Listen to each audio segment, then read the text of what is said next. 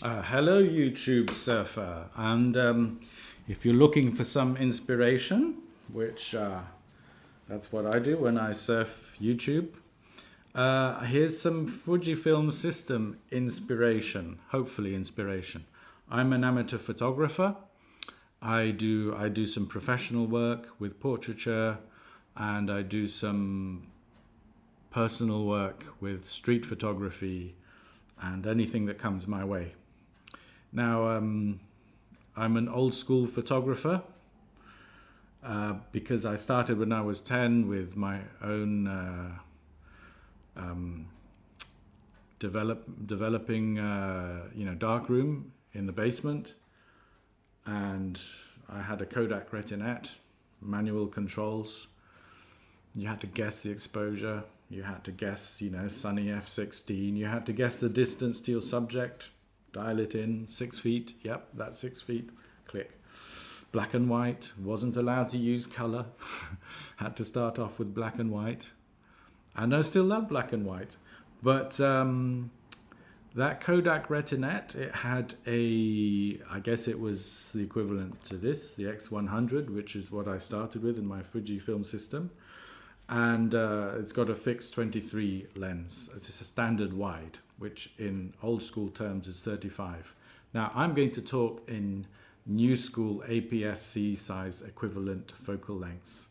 So I'm not going to be saying, I'm not going to be quoting 24, 28, 35, 50, 85 millimeters. I'm going to be talking about 16, 18, 23, 35, 56. See, I'm already getting better at the new APS-C focal lengths. And actually the heart of my talk here, my little clip, is going to be about the lenses and focal lengths. And why do I have so many damn lenses everywhere, That's a good question. But there's a good answer to that. So luckily, just keep listening. This is the XE1. I did have the XE2, but I like the JPEGs out of the XE1. They're a little bit more subtle and subdued, understated, not as punchy as the XE2. And they wouldn't give me anything for this in part exchange for anything, so I've kept the XE1, and I've got the XF18 on it, which I bought after it had come down in price. I guess half the internet was saying this lens is no good, weaker than the other lenses, and the other half were saying it's really good. So I bought one because in my 20s, the wide angle, this, which was a 28, this is an 18, the wide angle was what I used all the time. I really got to know that field of view. I really got to know the look of a wide angle. And so in my 20s, so every time I use the XF18, I feel 20 again. Anyway, on to, I guess, the X-T1 was next. A different style of camera because I am left eye dominant, but I've trained myself to take pictures with the right eye. So when I go onto this, the trouble for me is you're sort of hiding a little bit behind the camera. I don't like that idea. I like the idea of X Pro 2. I like this idea. You get your camera and you have half your face available. Same with the other two. It's my kind of camera. You say smile and people see you. Smile and you can see them, and you can see the real world with this eye, and you can see through the viewfinder with this eye. Or you can see the real world anyway with both eyes. But anyway, that's my kind of camera. And this is very fast. It's very fast. You switch it on and take a picture. That was as quick as that, especially from cold startup. It's off, on, click. That is fast. I mean, we've got indoor light here as well. I like the ISO dial. I can change it without looking. I think I'm on 400 now. Yep. My eyesight's not super close up. But anyway, I can do it by feel. 1, 2, 3, yeah. Just the amount of turn. I like changing ISO. I like the dial. It's really retro, but it works. And you don't change ISO all the time. And there's some people have complained about that, but there is a a workaround, you do an automatic ISO 3 settings and call them up with a function button. Anyway, I really like the joystick on the back here. It's a great camera. They're all great cameras. The cameras digital cameras are about the sensor really. And they're all great sensors. And this is generation 3 X-trans sensor. But I'm not going to mention specifications in this clip. I'm going to be talking about focal lengths. We've talked about the 23, the 35, that's what I've got on here. This 35 is twinned now with this 23 f2. These are slightly smaller primes, smaller and in terms of aperture smaller, but smaller physically as well. And they work really well. I like the 23 f2. It's nice and punchy. I also have the 23 1.4, maybe for studio use, you could say. But I really like, I don't have the best 1.4 copy, I'm pretty sure of that. But it's okay. I mean, I even sent it back to Fujifilm to get it checked out. So they said it's performing within specifications. But anyway, these nice nifty lenses are great that came out really for the X Pro 2. So the normal lens, the 35, that's a great lens. You can use it for portraiture. That's a great lens. My kind of middle, most versatile lens, I would say, is a standard wide, the one on the X100. Then, of course, for portraits, I use a portrait lens, which is a telephoto lens. Now, you can go much more telephoto than this. There's an XF80 and coming out and a 90 out there, and you can get to longer focal lengths. But by the time you get to this 56, you've done the job. The background, when you take a picture, the background comes closer, or some people say it compresses or it enlarges. You can get it nice and blurred, out of focus, especially if you bring your subject closer to you. Not too close, but it's a function. Depth of field is a function of the ratio between your subject and your background. So if your subject's close to your background, it's not going to do that job. But if you bring your subject a little closer, then the distance between you and your subject and your background will create a difference. And you'll have sharp, crispy lines against soft, blurred background lines. So that's what telephotos do. And you've got to get a feel for that, and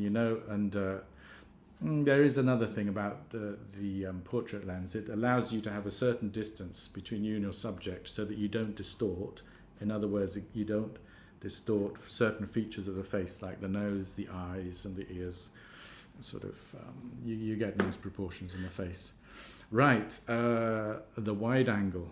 That's this one, wide angle. The lens I had in my 20s, and it recalls lots and lots of photos that I did in my darkroom. And now I have the XF16, and I did have the 14, but the 21 field of view was more of a place kind of lens, location lens. This is more of a people lens. People in the sense that if you have a big party going on, this will capture everyone in the room.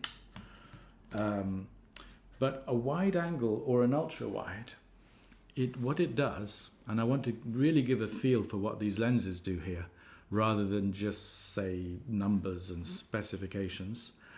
A wide angle lens exaggerates, enhances, if you like, perspective, the distance between objects. So if I'm photographing this camera with my XF16, I would get pretty close.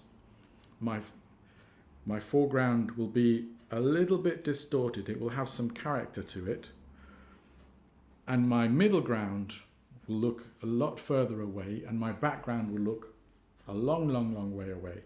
So what I'm doing is I'm enhancing, and we can't see this with our eyes, because that's not how we see things. We can only see it when we do photos, which is why you need to get yourself an XF16 and use it for a month, so you get to know what look it will give you, and you get to know how to use this lens with all its strengths, and with all the efficiency and with all the abilities that it has.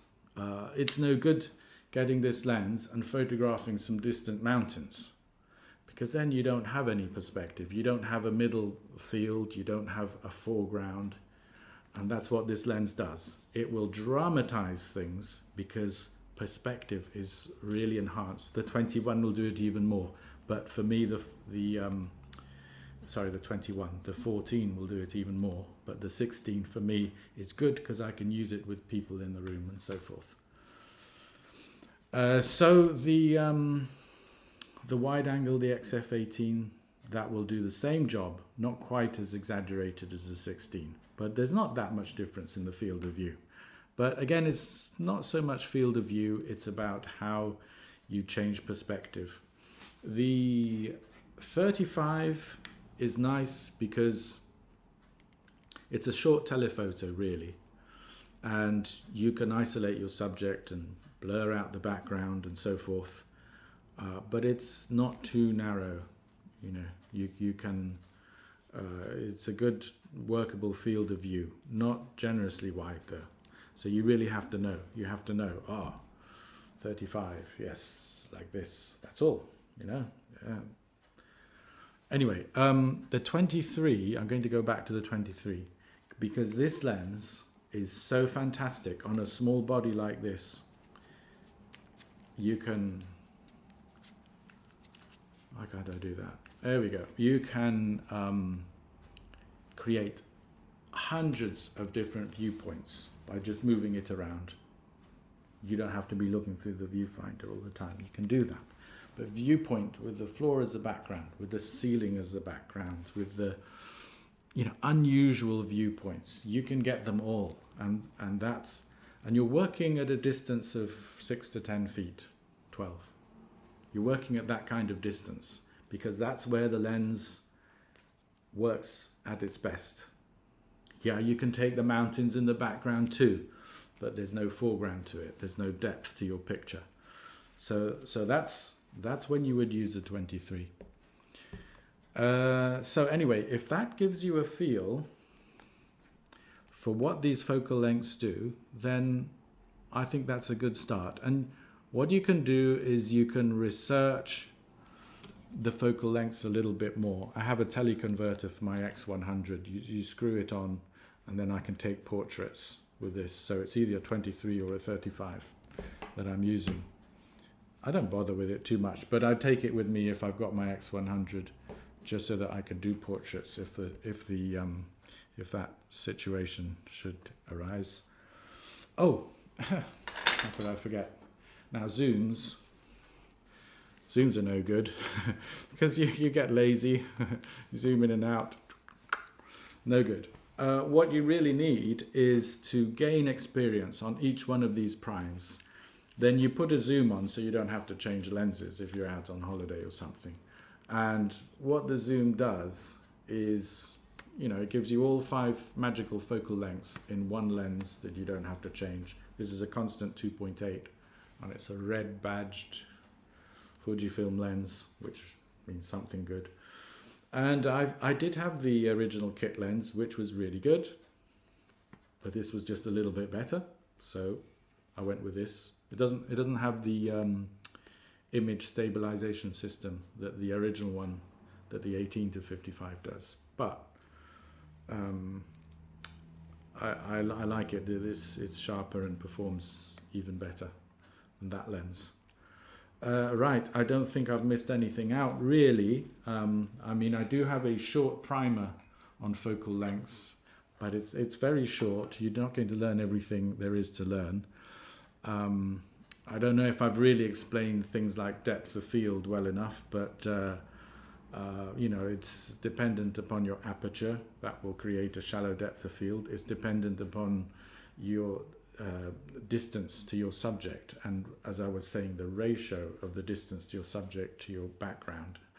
And of course, it depends on the focal length, which is what I've been talking about here. So, wide angles have larger depth of fields. Telephotos have shallower depth of fields. But again, you need to get a lens, use it for a month, use it for 2 months, use it for 6 months, use it for a year, over and over and over. Force yourself to really understand what that lens does, then move on to another one. And you really have to master about 5 different focal lengths. And I don't really believe in fisheyes. They're just 5-minute wonders, and then they have their uses, but it's limited. For the bread and butter photographical sort of look and the photographer's mind and photographer's eye, you need to master those 5 focal lengths.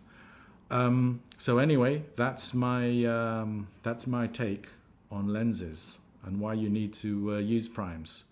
If that's been any use, I'm glad. If not, surf on to the next clip. Cheerio.